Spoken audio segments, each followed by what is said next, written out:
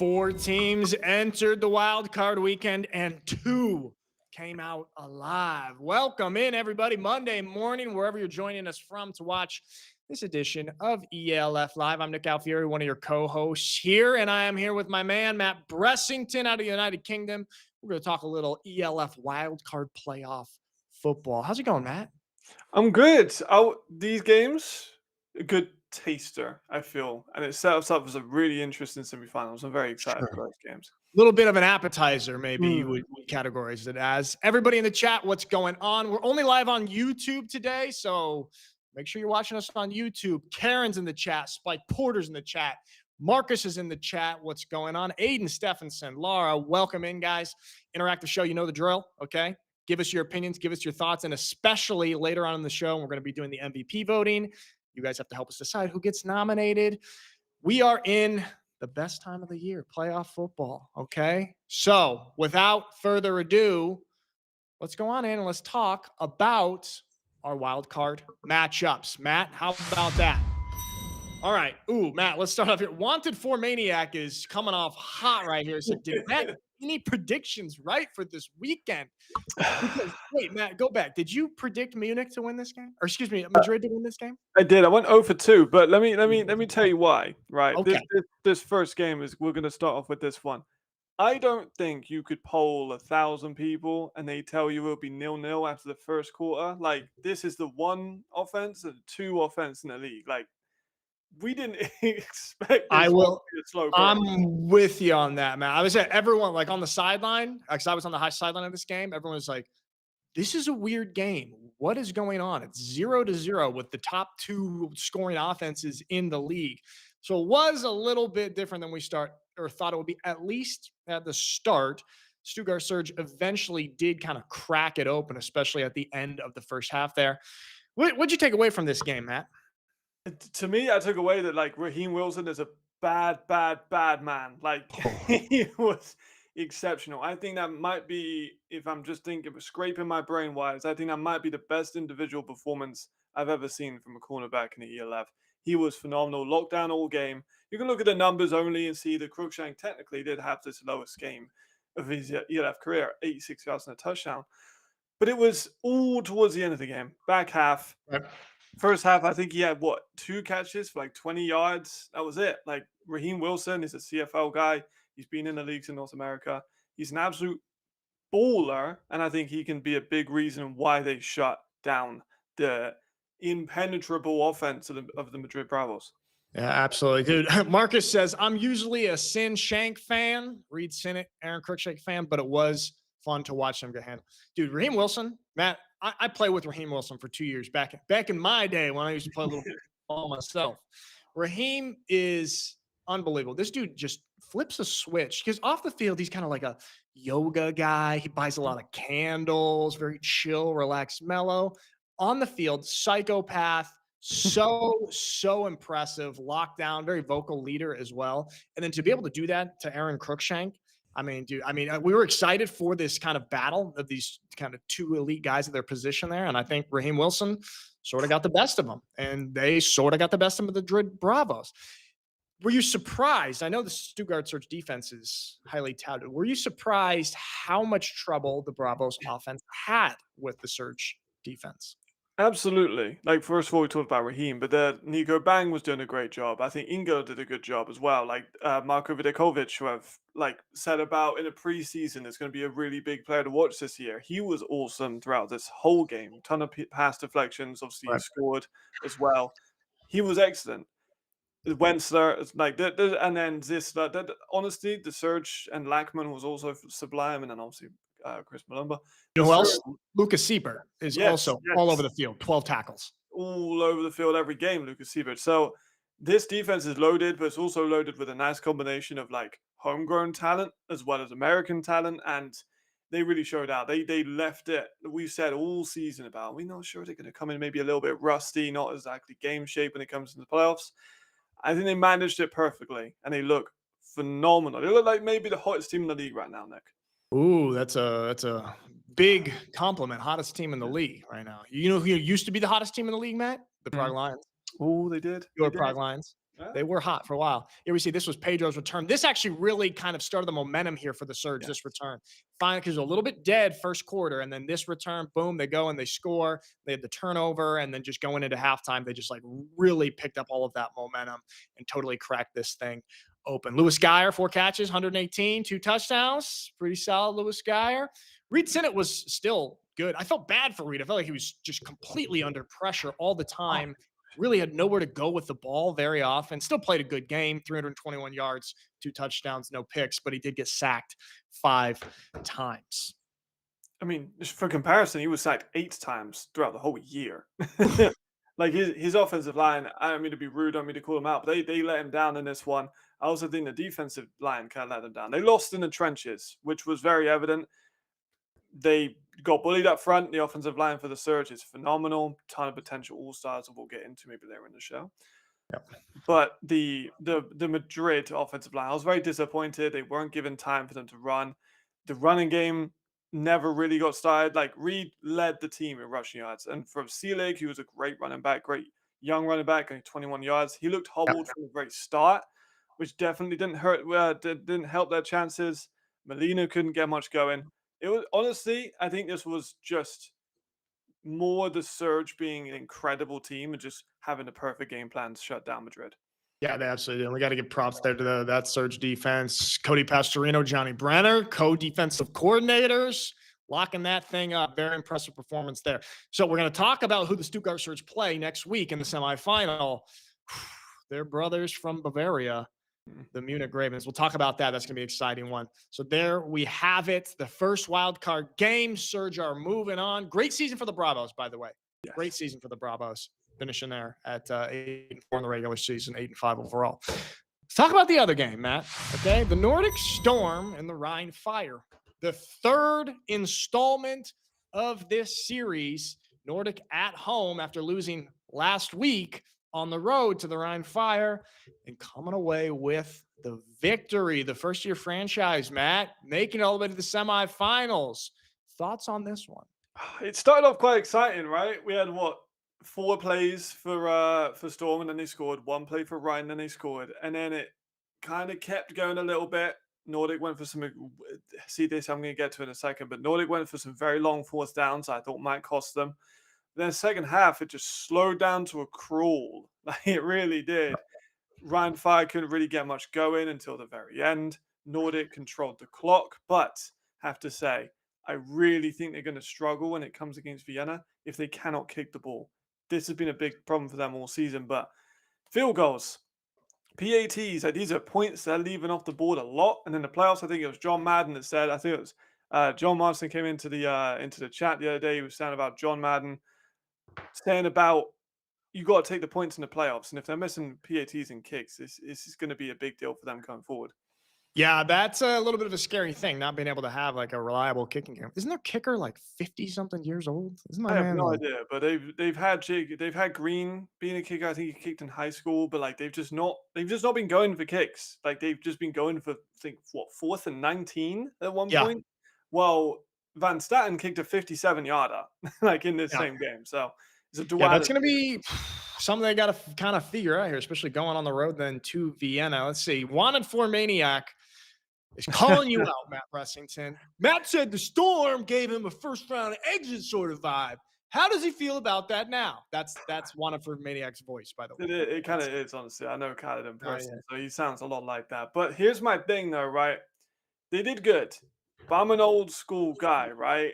I see the socials afterwards. I see people in the club. I'm thinking, you want a wild card game, like. Oh, elaborate on that. What do you mean? You see people in the club? What's going on? I see people on social and cool players out. I see people celebrating in the clubs, bottle service and everything like that, which is great. But like, you still got a couple more games, and I don't see anyone from Vienna doing that right now. I'm just saying. I don't know if this is maybe a Vienna a little bit more locked in. I know I'm making a lot of friends in Nordic at the moment by saying these words, but I just think the Vienna look like the more locked in team. I think Nordic maybe celebrating a bit too early. Like they won by 5, good win. But there's a lot still to fix, and we are they've got a hell of a game against Vienna.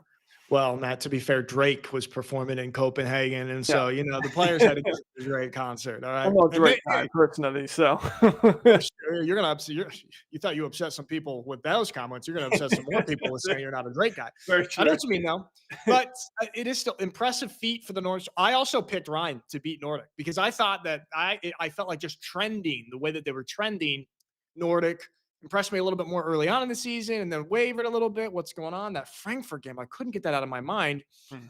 Actually talked to Jadrian. He FaceTimed me at halftime of the Surge Madrid game. We were talking about that. And he said, yeah, we had a little bit of trouble with the noise in Frankfurt. And Jadrian's like, yeah, and I played badly. And well, bounced back here, played pretty well. What do you have? 3 touchdowns, no interceptions.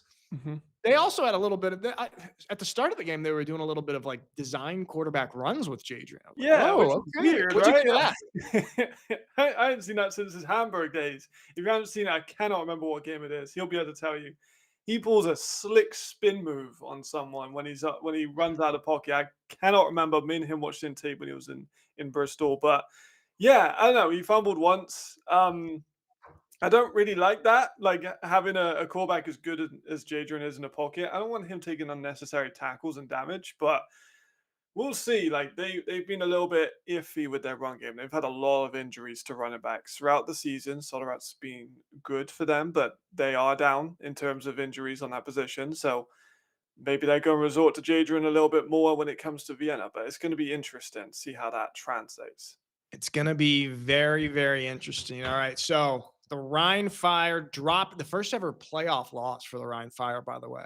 Some of their Mm. fans are pretty upset. Some of their Oof. fans really, the Rhine Ooh. Fire, they are a passionate fan base, and they're in unfamiliar territory now, like from these last couple of years, not making it to the championship game. But there we have it. Those are 2 wild card games. Now, Lucas, will you go ahead and throw up the graphic here for what we've got coming up this weekend? Because, oh my goodness. Stuttgart Surge, Munich Ravens. This is one of my favorite rivalries in the ELF. Close in proximity to Southern German teams. A lot of history here with players that have played together and against each other. Coaches know each other. And so this is going to shape up to be an awesome game. I think they traded wins in the season. This one's going to be at Munich. Matt, we're going to talk a little bit more in depth about these games on Friday, but just give me your overarching thoughts on this semi. Yeah, absolutely. I just want to point out as well. So I mentioned this: the end of Patrick Posch's career. He announced his retirement, all-star fullback for the Rhein Fire. So I wanted Yep. to give flowers to Patrick Posch, the best fullback to ever play in the ELF. So Congrats, congratulations, Pat. Patrick. Congrats, Patrick.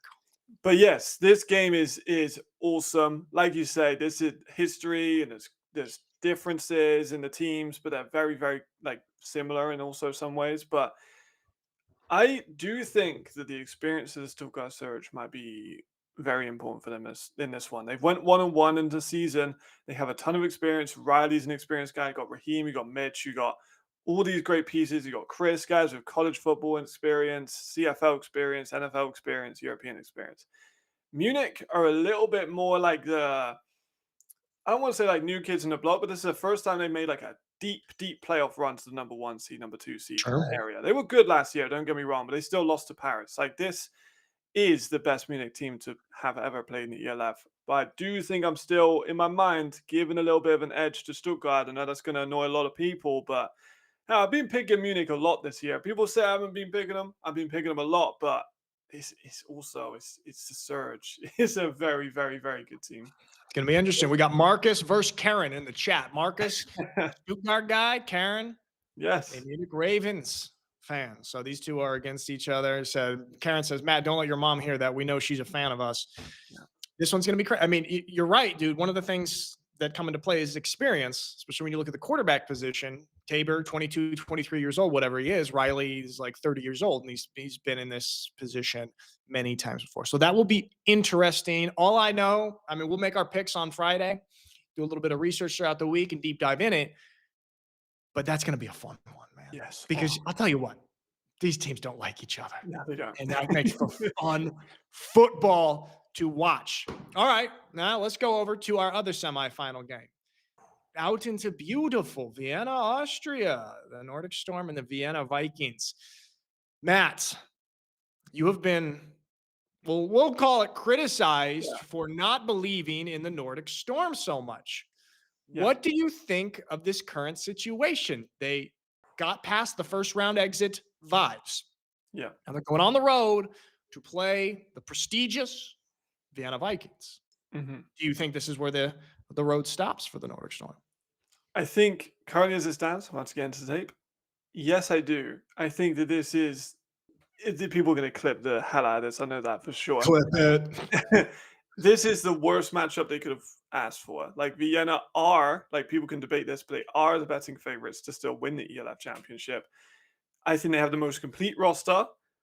They have the most talent, I think, on the whole of the ELF. And they've only looked better. They've only looked more comfortable. They've had a week of rest. Nordic got the win against the Rhein. Great win. Close one. They showed out. They're very injured. They're very, I won't say one-dimensional, but the fact they can't kick is really, really bothering me. And Vienna have had issues with kicking, but they're just so complete, Nick. They really are. Oh man, we'll see, man. This is gonna be a fun one. I mean, I bet against the Nordic Storm this weekend. Jadrian taught me a lesson. We'll see. I don't know. We'll see on Friday what we decide and who we pick. I'll tell you what. We have 4 teams left, and it's shaping up to be an awesome semi, and then an awesome final in Stuttgart. There's our playoff picture right there. 2 bounced out: Rhein Fire and Madrid Bravos. Congrats to you guys on great seasons. But now you're going to be watching on TV. Okay. So we got these. Oh my We God. will be watching closely. All right. So there we have it. We're going to go on a quick little break. And then when we come back, we're going to do our MVP voting, everybody. And then we're also going to do a little bit of all-star voting. I'm going to pick some of my picks for all-star. You guys can kind of help me out. Matt, you help me out as well. We'll be right back after a glorious commercial made by yours truly. The Egret scooter. Shout out to Euronics and Egret for sending this scooter. You know what? I might just be faster than the fastest player of the week on this thing. Turns upfield. He's across the 20 to the 30, 40. He's to the 50. It's a foot race. Well, maybe.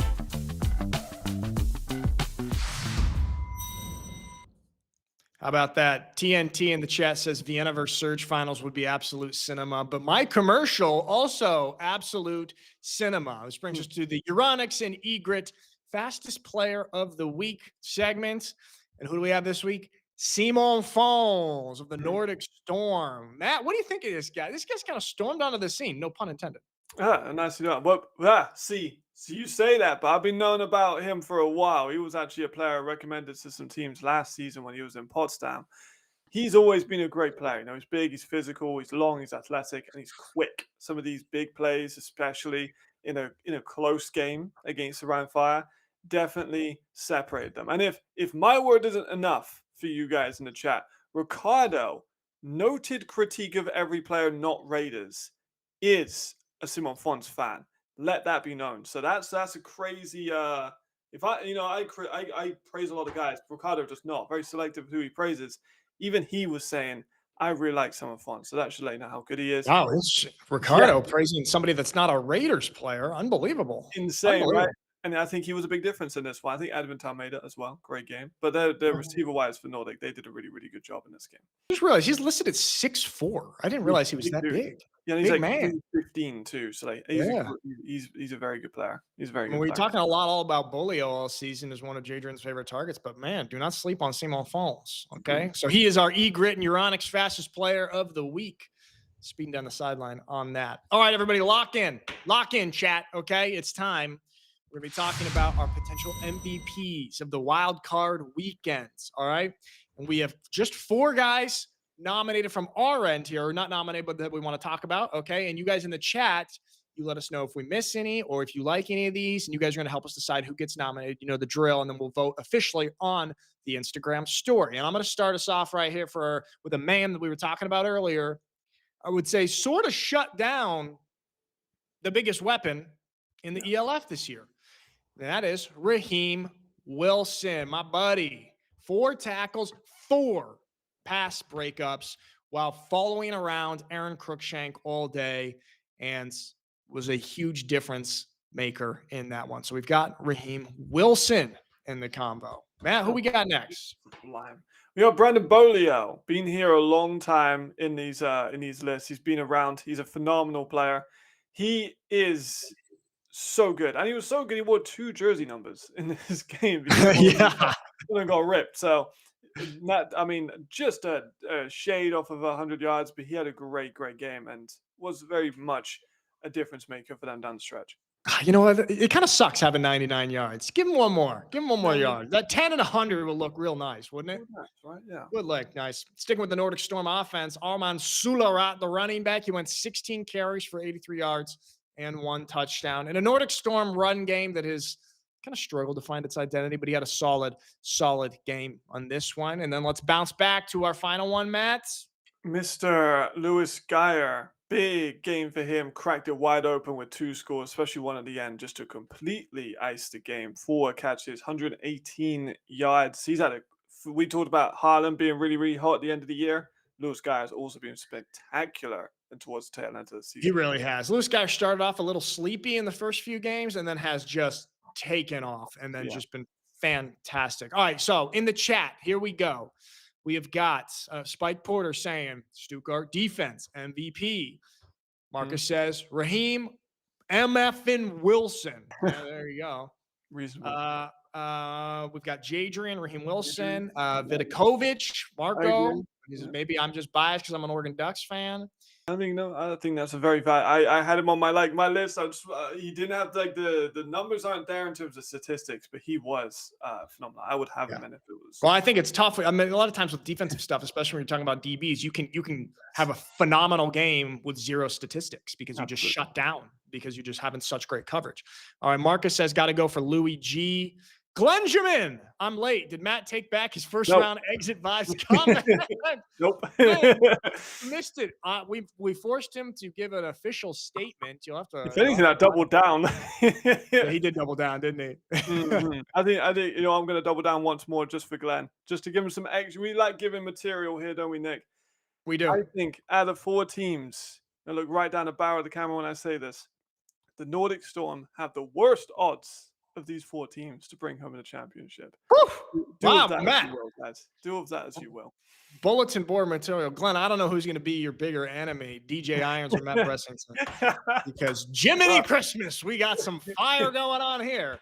All right. The enemy of my enemy is my friend. You know what I'm saying? Glenn, welcome into the chat, Glenn. You can try and vouch for some of your teammates to be MVP of the week. Right now, we're talking hard about Raheem. I think, Matt, Raheem's got to be the lock nominee, at least from my perspective. What do you think? Undoubtedly. I would not be able to sleep at night if Raheem didn't have at least a 50-50 chance of getting this. He should absolutely be nominated. If it was up for me, Nick, if I was running a dictatorship, he would be the MVP of the week. He's been phenomenal all game. Perhaps, Matt, your power will continue to grow, and maybe one day you will be a dictator of ELF MVP choosing. But right now, we are still a limited democracy. Okay, so we will use that. Let's go. Raheem is one of them for sure. Chat, help us out. Who should be the other nominee? Marcus saying Lewis Geyer. I mean, look, I sort of gotta wash my hands of this because I can't be pushing for 2 surge guys to be nominated because I will get a lot of flack and criticism, Matt. Yeah, do you think it's realistic?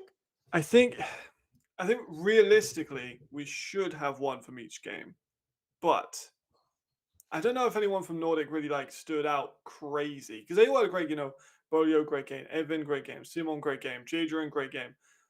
I think you could maybe make a case for Jadrian, 26 for 32, 309 yards, 3 touchdowns, especially the one at the end, and he had 18 yards on the ground. Well, maybe Jadrian. I think about that, Matt. Like a lot of times in, say, a championship game, when there's no one who really stood out, you kind of give it to the quarterback of the winning team. Yeah. And Jadrian did have a very solid game. I feel like I would feel more comfortable with that than going Sularat or Bolio. Jamal is in the chat. He says Coach Brenner and Coach Pastorino get my vote. The D coordinators of the Surge. Yeah, they're in there. I think Glenn said, damn, that's crazy, Matt. Is it though? I mean, just referring back to here.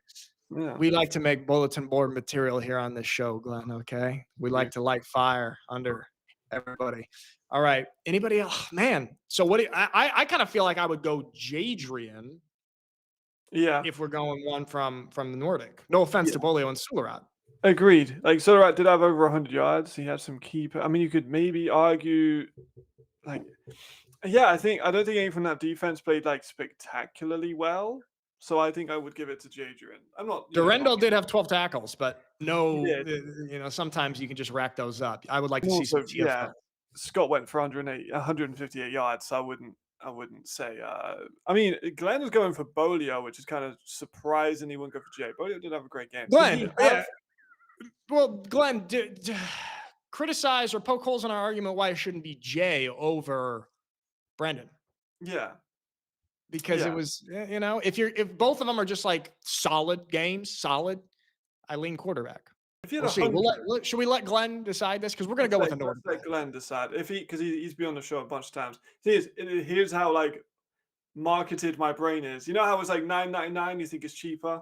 Yep. I'm thinking 99 yards is not as good as 100 yards. Like so am I. You know, true. I'm thinking? It's a psychological fallacy here. 2-point conversion. That's a good point. That did make it a 2-possession game. That's a good point. That might have sold me. Marcus is mad. He says, you guys are responsible to explain yourselves to Louis Boogie. Look, Marcus, I would try, man, but I can't. I'm not allowed. I can't push 2 surge guys. I would get indicted for fraud or something here if I tried to push that. So I can't. We got to go 1 from each game. All right. Glenn is making a case for Bolio.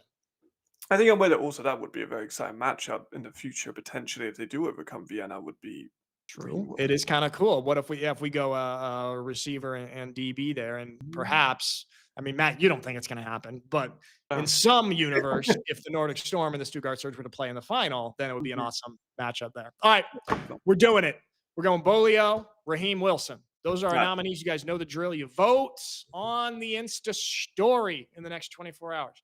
Now, you guys know All-Star voting is open right now. And 33% of the weight of All-Star picks comes from the fan votes. You guys got to get in there and you got to vote for who you think should be All-Stars. And we're going to do a little bit of that right now. I'm actually going to vote on a couple. Matt, you and I, we're going to vote on a couple here. Chat, you can help us decide. We're just going to do some of kind of the glamorous positions. My apologies to the offensive line and the interior defensive line. I know I hate that we're doing that, but just for the sake of time, we're going to be doing some of these. So let's start off here, Matt and chat. Let's go defense first. Let's go safeties. Talk to me about, let's go. I feel good going 2, maybe 3 safety, maybe 4. If you really want to talk me into it, Matt. Who do you think? So there's a lot to break down here. I'm not going to go too much into people do their own research, but if I'm going to make some cases, first of all, Elmarie Lalo from Vienna was spectacular all season, and I think that he would be a person that people should consider to be an all-star. Okay. Right? I've also, you know what? I've actually went for 4. So I got 4 safeties. 3 of them are European, actually, funnily enough. I have Latoro Fencha, the Prague Lions safety, led the league in interceptions and reception yards. Oh, yeah, I like Freccia was great. He was great. Also had big picks in big games. I think all of his picks were like during 1 scores, which is incredible. I also had Suleiman Koromoko from Paris. Great box safety, was everywhere. One of the best players on the best defenses. So I give it him. I gave it to Cole Coleman as well. So you could also, I'm not sure if Mitch is going to be listed as a safety or not. I don't know, but let's see. Let's have a look, because Mitch was also spectacular. You could argue him. You could argue, honestly, an absolute. Yeah, they got Mitch at corner, which is tough. I mean, really is more of a safety. He moves around. I think that was the critique of my evaluation in the preseason, wasn't it? I had to lift That's true. That's why you didn't have him. The other. Yeah, you remember that? But like, all right. There's a ton of guys you could go for here, Nick. I don't think you can go for Glenna. You could go for Nazir Streeter. Like you know who I'm gonna go? I'm gonna go for Glenna, dude. I'm a big Glenna fan. He's really, I like him a lot. And he also was top in the league in picks, wasn't he? He was tied with Fencha and with Ken Hike. Yeah. Okay. You know what? Coleman. I think Coleman does deserve it as well. So we'll go 4 safeties. All right, Karen. You think that? You think that's good? Yep. All right. There you go. Submit. All right. Let's check out corner. Or you know what? Let's bounce to offense. Let's go running back. Okay. Now this one's a hot button issue, Nick. I think there could be a lot going on here. Interesting. You got Rodney. Great game. Great year. I think that it's reasonable. Him. Same with Hasselvanta. Both of these guys over 1,000 yards. I'm for sure going Rodney. Yeah, that's fair. Hasvanta 14 touchdowns as well. I'm hearing rumors of people going about more like total yardage. They're throwing Seelig into it. They're throwing Chris McKay. They're throwing Jonathan Scott. They're throwing Tomo Yewa. They're throwing Nicholas Cantor. They're throwing Adam Zuzelka as well. Because there's a running back to 3-level position. Got to be able to block, receive, and run. I went for Rodney and Hasvanta. I didn't go for anything controversial. I went for like who did the most. They both had like crazy yards per carry. Both scored a bunch. Both know how to receive out the backfield. So I hear you on that. I am actually. I know his stats weren't as crazy as some of these. Justice Seelig is, when I talk to some defensive coaches, they say he is quite possibly the best running back in the league. Quite possibly. Okay. Young kid. He missed some time due to injury. Yeah. 2 Division I scholarships. And I'm going to go Justice Seelig and Justin Rodney. I only vote for running backs who start with the letter J. Okay? That is my criteria. He did have like 500 odd receiving yards too. Like he did have over 1,000 yards in total yardage, but yeah, and he missed a couple. How about this? All right. Marcus says Surge unfortunately didn't have much for running back highlights. That's true. Kai Hunter had a lot of touchdowns. He did. Do you think he deserves to be in the conversation, or has he just got a little bit padded because he got the ball down in the red zone a lot? I mean, he got 10 touchdowns, so he got less than Rodney, less than David, less than Hasavanta. Right. So I wouldn't put an all-star conversation. He had a great year. I do think his stock rose, but I wouldn't have him in the all-star conversation. You know what? I gotta go Hasselvanter too. Yeah, I'm gonna go 3. I'm gonna gonna go 3. All right. Oh, you can only vote for 2. Sorry, Luke. Go 3. I'm missing a trick here. If you can go for 3, you got to make it a tough decision, Alfieri. Only 2. Glenn, our greatest running back in ELF history right now, says Justin for sure. Glenn, what do you think of Justice? Okay, I'm going Justice Seelig. I'm not going to change my vote, but I go those 2 guys. Glenn, let me know what you think of Justice Seelig. Young back. All right. Bounce back to D, Matt. Corner. Okay. Oof, this one's a tough one. Me, a former corner, don't watch the tape. I was terrible, but there's a lot of very, very good options here. I went for Ken Hike. I don't think that's a very hot take. Led league in interceptions, was absolutely locked down. I think he had the most PDs in the league too. He's a DPOY kind of guy. Yep. I went for Manny Dennis. That pick against Paris won him the game. He was great all year, but I think he was a lockdown guy. You could go for either of the Surge guys. You could go for Dijon Wolves and the Raiders. You go for Tony Anderson. That's some great plays. You could go for a bunch of guys. I have a feeling you're going to have 2 Surge guys in, which I think is absolutely fair. It's fair, right? That's not a biased take. It's not a biased take. I think that's reasonable. You could have someone like Rodion had a solid year. I think someone went for Mars Butt as well, which I don't think is a bad call. Maybe a little bit early for all-star votes for him, in my opinion. But he had a great year. Matt? Sorry to interrupt. Karen says Nitzelnatter. I like Nitz. Not his best year. Not his best year though. Maybe next year. I agree. I'm for sure actually going to go both Surge guys, Mitch Fettig and Raheem Wilson. I think that's perhaps the best duo of DB imports in the league. I would agree. All right, help me pick my last one here. Help me pick my last one. We'll go Ken. He had 5 interceptions. No, I got Ken already. We got Ken. Okay, I was going to say. Come on now, we got Ken. Deflections. He's a baller. You go for a man. He sealed the playoff win with that pick 6 against Paris. He did have 4 interceptions overall, 11 passer defense. It was great. Depends on the kind of European in the mix, or do you want to keep it all American? I want a European in the mix. We have 3 Americans. I think here's my. I'm going to give you three options. I think are solid calls. Tony Anderson. I think you're going to like this one. Ben Wentzer. Oh, you're gonna get me fired from my job if I go. And I think you could go for someone like Miles Butt. I won't be mad at any of those calls. I don't know. You want to go for? I know you want to do it. He really is underrated. He really is underrated. I'm a big Wentzer guy. And you know what, guys? I don't have anything to do with the Surge anymore. This is a purely unbiased. I'm going 3.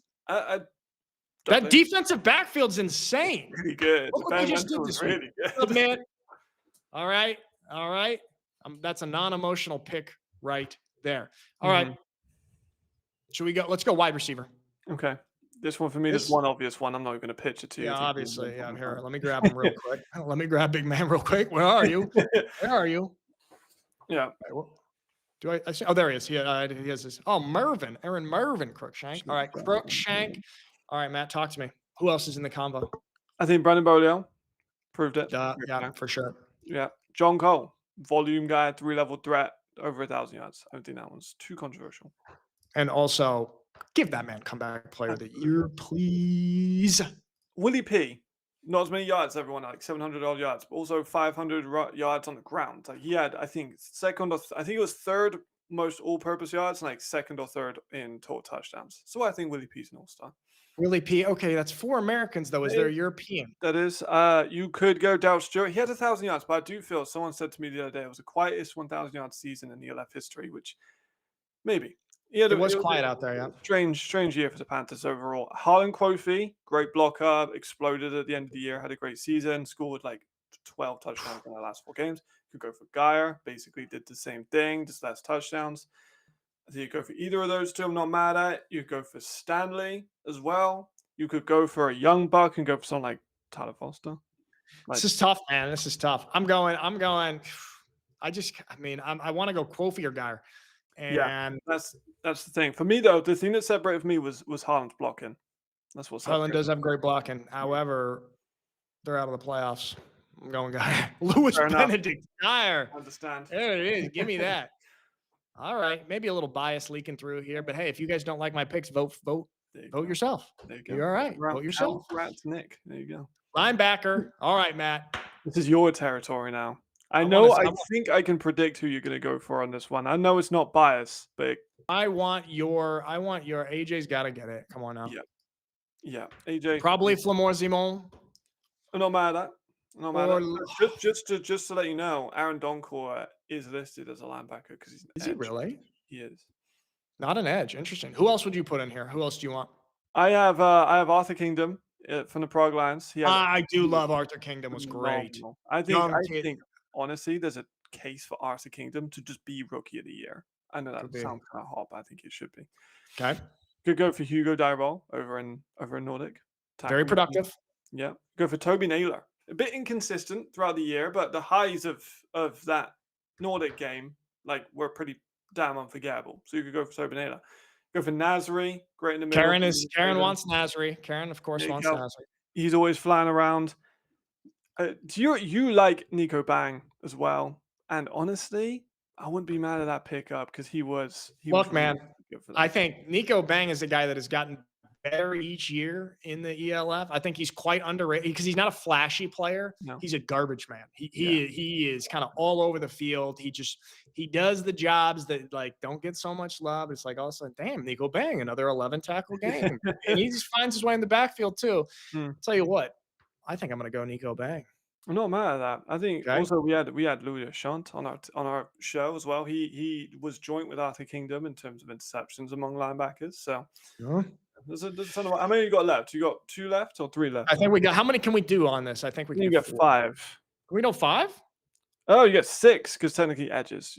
Edges. If we go edges, then I gotta go with Doncourt then. You got Doncourt. He was again not a stat sheet guy because he got lucky opposite him, but he was so sublime to watch. He was very good. He's next level. Fitzpatrick's listed as a linebacker for the Minute Ravens. He had a great year. I liked him. He was a good off the edge guy. He was a D2 undersized guy, but he's turned out real nice. He's been excellent for them. Marcus says, just saying, guys, kind of feels like Karen is only shooting for one team. You may be a little biased. It's just a tad. Karen, we respect loyalty here. I respect you doing it. I might go Durandal. I think that's reasonable. Yeah. All right. We can go one more. Give me the last. Give me an edge, Matt. Should I go Dexter? You could go Dex. I think he's probably the best linebacker. I want an edge kind, yeah. Doncourt. Yeah, I think that's a reason because Lucky's at the end. Lucky's is at the end. There you go. Okay, last 2. Let's go edge. All right, Matt. Lucky, absolutely lucky. So for me, it's actually three killer cut guys. I went for a bit of an underappreciated guy in there as well. Who'd you go? Give me my 3 layups. Carl Kitchens, easy. Lucky, easy. Was phenomenal all year. Max Parkinson, again, great season. Really? Yeah, I gotta go Max. And I got Marek Denik, right? Prague Lions defensive end. Let me just read you out some numbers because he went under the radar quite a lot during the season. Okay. So Denik got 7.5 sacks, which is real good. Tied for 4th. The same as Lucky. But he was just getting sacks at the best times. He was getting forced fumbles. Let me get up his numbers right now. He's All right. listed at the end. Let me just get him up real quick. So he had 7.5 sacks, as we discussed. He had 8 TFLs in total. He had a forced fumble. He had 47 tackles.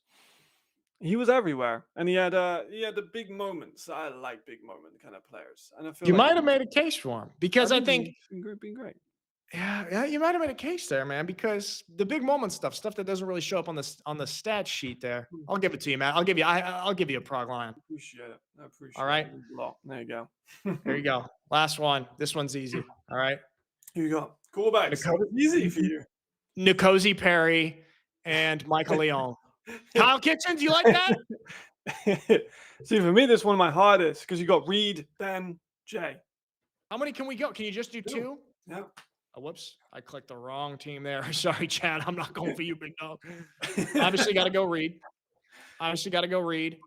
Yeah. Yeah, it's between Ben and Jay. See? It's a tough one. For me, though, I went for Ben. I'm going to put all my cards on the table. It was that Frankfurt game that took me out of it. Oh, because Jay had one bad game? And I don't think Ben really had a bad game. Like, he had games he wasn't as good as He didn't have any bad games, but he did have some, like, games, 50% completion, just like 140 yards, just like, what is going on? You know? Agreed. I'm going to go Jay. I'm not mad at it. I love Jay. No, Jay's a go Jay. level player. It's a shame that We'll see. These two dudes play each other this weekend. So there you have it. Oof. Those are my votes. All right, you guys, make sure you vote. allstars.europeanleague.football. Get your votes in there. Pick your favorite players. Karen, I know you're going to go in there with 50 different open windows and vote for everybody. Good. Go do that. All right, there we have it.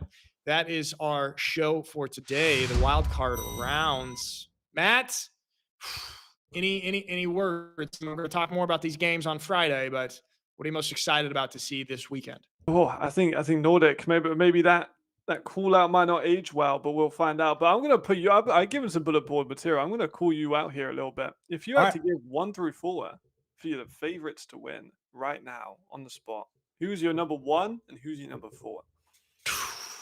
I won't make you do 2 and 3. But I want you to do your 1 and 4. That's tough.